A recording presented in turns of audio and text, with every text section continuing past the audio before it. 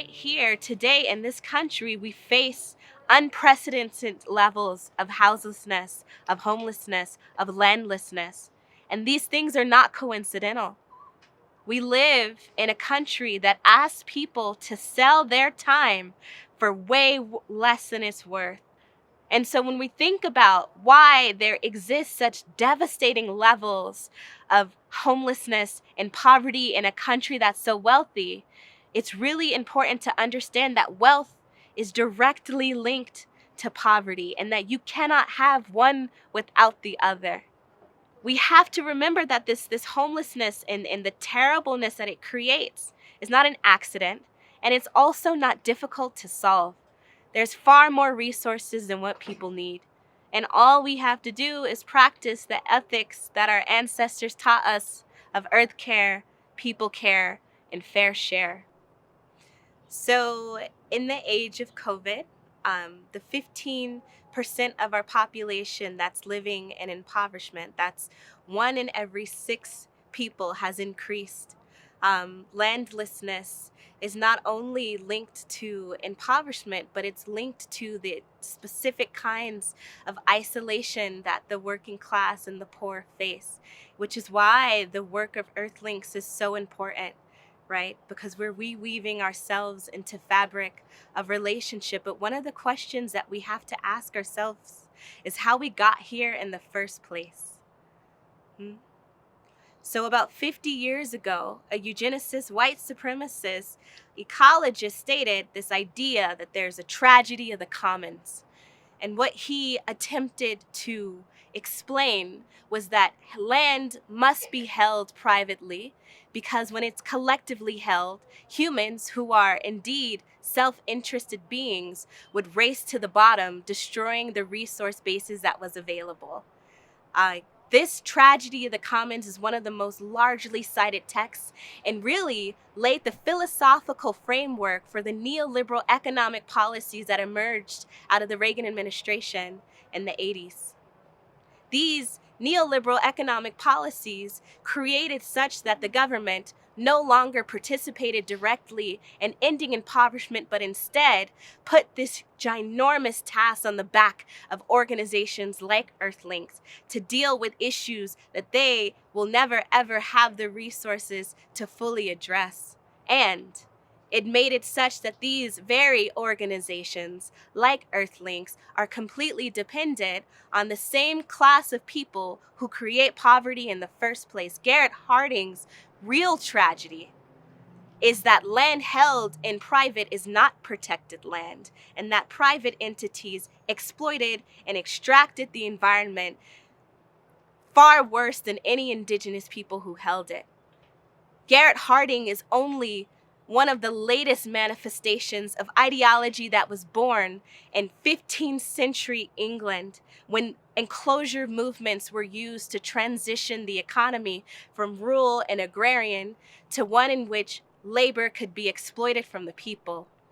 So between the times of 1550 to 1650, the amount of landless people increased by a factor of 12. And what happened to all these people who no longer had access to land because land had been enclosed where they could traditionally hunt and forage, right? Now they became dependent on who and what to make a living. The vast majority of these newly impoverished people were shuffled into cities where they worked for factories, specifically sheep factories. And over 75,000 indentured servants were forcibly removed from Europe to become indentured servants right here in the United States, specifically by the Virginia Company.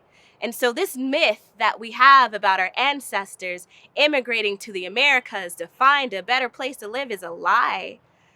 Most of the people here did not want to be here, including the so-called white people.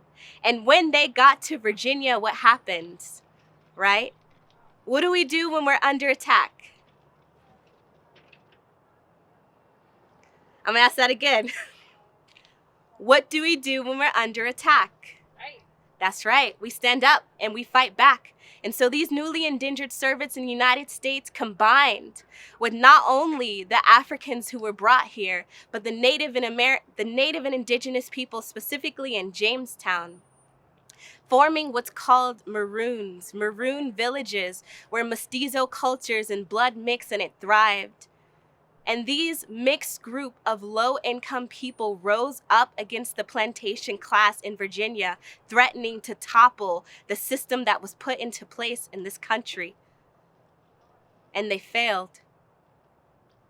But our ancestors, they always fight, and our ancestors been fighting. And the only reason why white was a concept that was created was to make sure that those working class white folks never combine their energy with the working class black and brown, right? What do we do when we're under attack?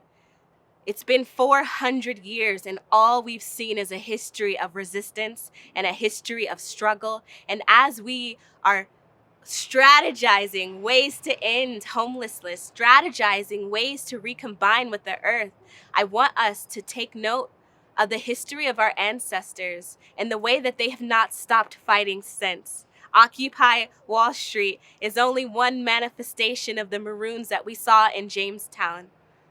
We are a maroon people, and we are already mestizaje. Our blood has already been mixed, and the struggle that we're facing now under poverty, under the political context in which poverty continues to flourish, is we have to be the people who imagine the new ways forward. And so I want us to imagine that we are not separate individual selves. I want us to imagine mestizaje as the way forward. And I want us to imagine that Earthlinks is a maroon settlement. I want us to imagine that this is the place where you come to etch out little pieces of hope and collectivity so that we can move towards the future that our ancestors have been fighting for forever. And we will get there. I can imagine it.